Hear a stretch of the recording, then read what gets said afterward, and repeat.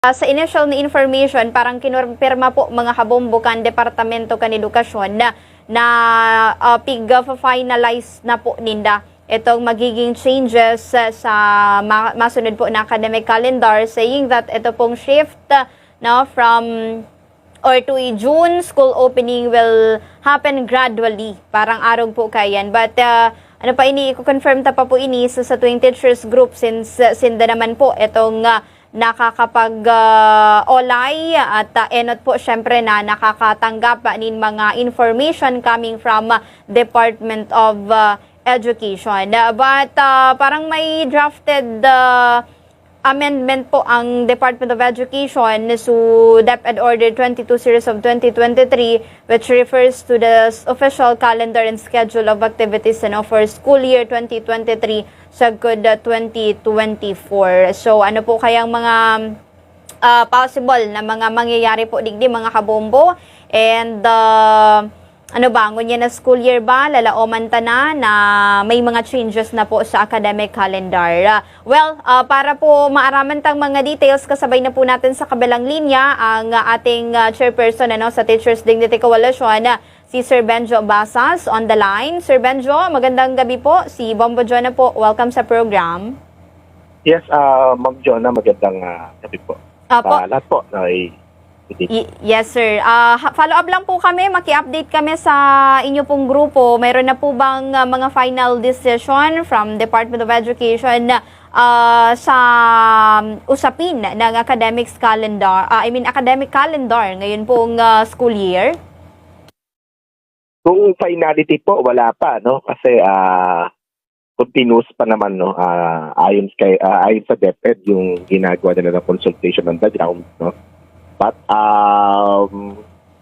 yung na-share ko din nung huli tayo nag-usap, Ma'am Jonah, of course, no, may consensus na, no? Na babalik tayo, no? So that's the decision din, no, nung DepEd, and agreement din, no, with other stakeholders, no, na babalik tayo sa June to March cycle, no? Gradual yan, no? And it was also confirmed, no, last Monday during the hearing of the House Committee on Basic Education. And at the same time, of course, yung House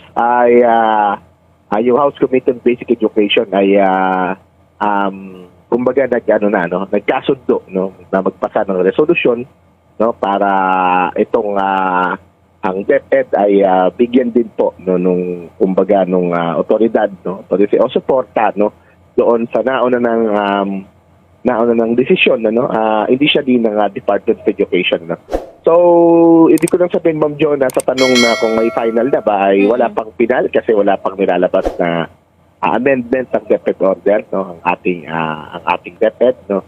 Pero kung ang tanong ay totoong babalik na ba tayo, no, siguro safe na, no, nasabihin natin na babalik na tayo sa June to March cycle, no, pero gradual, no. So hindi ngayong parating na 2024-2025 school. Ayun, opo. Part ito na transition. Magiging part ito na transition. Hindi naman po kaya magahol sa oras kung June, Sir Benjo? I mean, ngayon po ba ay enrollment period na sa DepEd? Ganito po yun, ma'am, no? Kaya nga no, gradual, no? So ibig sabihin ngayong school year 2023-2024, no, ay meron pa tayong natitirang ilang buwan, no. Sisikapin po ng DepEd, no, well, according, no, to the consensus, no, during the consultation, neto rin naman, no, nung Monday hearing, ang DepEd ay parang na sila, no? Sila ay kumbinsido na, no, natapusin ang school year ngayong May 31, 2024, no. We just have to wait, no, for the final policy, no, in letters, of course, no, pero habang wala pa, syempre baka pwede pang mag-adjust yan, but that's the agreement, that's the consensus po, no. Hindi siya magagahol, ma'am, dahil magsasara tayo ng May 31 ay magbubukas naman tayo ng July 29, no. So we have 2 months, no. So that's yung 2 months po na yan, no.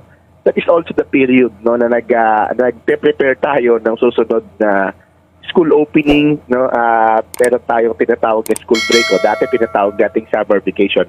Kaya hindi po magiging problema, ma'am, yung kung magagahol ba o hindi sa preparation. But syempre itong gradual revert dito po sa June opening ng klase for school year, syempre magkakaroon pa rin po ito ng mga small adjustments siguro po, especially sa ating mga teachers and even sa mga students, sir. Yes, no, yung adjustments ngayon, no, kasi mapapaaga yung bakasyon, ay medyo kumbaga maghahabol din tayo, no sa lesson, no. Pero sabi nga namin, ito, Ma'am Jorda, yung mga bagay na kailangan nating i-sacrifice, no. Dahil kung gusto natin, and everyone agrees naman, na gusto natin na bumalik tayo sa June to March, no. So hindi naman natin 'to magagawa, no, nang walang sakripisyo.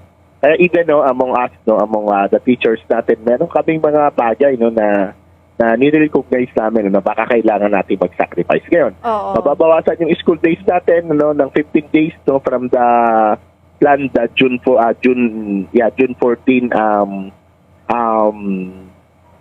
closing, no, for this school year. Nababawasan tayo ng 2 weeks. So, ayun yung pwede nating sabihin na sacrifice, no? Ganun din naman, pwede kasi nating sabihin yan, pag kinumpara natin na dun sa mga nakalipas, mas matindi yung mga sinakripisyo natin. 2 taon, no, yung sinakripisyo natin na wala tayong face-to-face. No? So, siguro ito ay para lang ma-resolve natin, once and for all, no? Kasi kung hindi natin sisimulan to, tatagal tayo ng gusto, no? Kailan pa tayo makakabalik? Yan yung problema po natin. Totoo. But I think ito pong kumbaga parang decision din naman po ng Department of Education na parang favorable naman po especially sa ating mga teachers and even po sa mga students po ngayon. Sir Benjo, what do you think po? Yes, no, kasi sabi ko nga kanina, no, everybody agrees, no, na kailangan na tayong bumalik, no. And meron po tayong isang survey, no, na ginawa ang Pulse Asia, no, and cited, no, by Senator Gatchalian din to, the Senate Committee Basic Education Chair, no, na 80% no, ng mga na-survey ng mga kababayan natin ang gusto na talagang bumalik dun sa June to March cycle, no. Ibig sabihin at yung 20% hindi pa naman yun talaga nagsasabi na wag bumalik, no? So parang that's more or less neutral, no. So ibig sabihin kung babalik, okay lang. Kung hindi naman, okay lang rin, no? But nevertheless, yung 80% is overwhelming, no? Parang kailangan natin na talagang pag-isipan. And I think the DepEd has seriously consider this. No? Kasi nung una, mapapansin natin, hindi open yung DepEd, di ba? Ang gusto ng DepEd, manatili na itong ating adjusted calendar, no? Na pandemic, no? yung tawag namin dyan, pandemic calendar, no? Opo. But this school year po, itong pasukan, do you think po ma-i-implement na rin or mai-execute na rin po sa mga eskwelahan yung latest na order po ng Department of Education, yung removal po ng administrative task doon po sa ating mga public school teachers, Sir Benjo? Well, challenging po yan, no? There are a lot of challenges, of course, no? Considering na kakaunti naman yung ating mga administrative personnel, yung mga non-teaching personnel. No? Kaya nga nananawagan kami sa DepEd, no? Ano tumbasan? Yung pangailangan ng field ay tumbasan ng mga non-teaching positions. No? Otherwise, baka naman mapilitan lang rin yung ating mga dalawang bagay, no? Kung hindi mabibigyan ng sapat na bilang ng mga non-teaching personnel, isa o dalawa lang, no? Masyado namang may exploit to itong itong ating mga personnel, no, and even yung school head, kasi sabi doon school heads, di ba, kung nabasa ninyo yung memo o yung DepEd Order number 2, no, school heads, ang school heads ibig sabihin ng principal, no, kawawa rin yung school heads natin kapag kakaunti, no, yung ating mga non-teaching personnel, no, kasi sila yung magtatrabaho po diyan, no, ang school heads natin sobrang dami na ng trabaho nila. So we call on the Department of Education. While we of course, no, we acknowledge, no, and we commend, no, the Department of Education, for for Ayun. releasing this policy. No, kasi the very intent of the policy is really commendable. No, at dapat lang naman kasi the first place hindi naman trabaho talaga ng teacher yung yung non-teaching tasks na yan no, or yung mga administrative tasks na yan kaya dapat lang naman alisin sa atin yan po.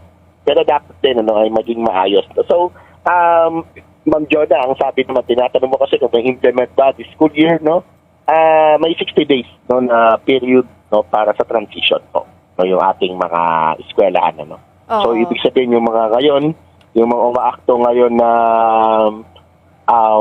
coordinator ng kung ano-anong program o yung mga physical facilities ng trabaho o yung mga yan pong mga tinatawag po natin na registrar, teacher registrar, yung mga nag-aayos ng payroll at yung mga property custodian ng mga teacher din, lahat po na yan ay turn over na po yung kanilang mga trabaho doon sa non-teaching personnel. But of course, 2 months, masyadong short yan at hindi natin alam kung makakakuha tayo ng mga personnel to take over the tasks po. Totoo. Yung transition period pa lang po, 'di ba? Pag-hire hanggang sa transition period, medyo matagal-tagal na proseso po 'yan.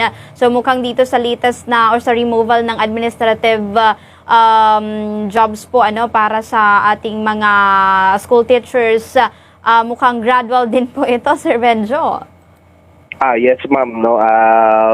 Oo, lagi naman ganyan kasi talagang hindi natin kayang biglain. But again, we appeal to the leadership of the Department of Education at sana naman po ay ma-actionan po ito kaagad din. Para naman hindi mag-suffer yung operation ng school. Take note that the administrative tasks or administrative duties or functions are necessary in school operation. Kaya importante po yan. Pero while those are necessary, hindi naman yung trabaho ng teacher. Kaya dapat talaga tanggalin sa teacher po yung muntik ng trabaho. Correct. Challenge po ito para sa ating mga opisyal sa Department of Education. Sir Benjo, Yes. maraming salamat po sa oras. Baka may mga gusto pa po kayong idagdag? Yes, ma'am, yun pa rin, invitation natin sa mga teacher natin dyan sa Legazpi, and of course sa Bicolandia, to join the EDC. Pwede po kayong mag-subscribe at mag-follow sa aming mga pages. We have EDC Legazpi Facebook page, we also have the national page. So, yun lang po siguro, Ma'am Jonah at Just Mabalos. Just Mabalos po, maray na banggi po sa Indo.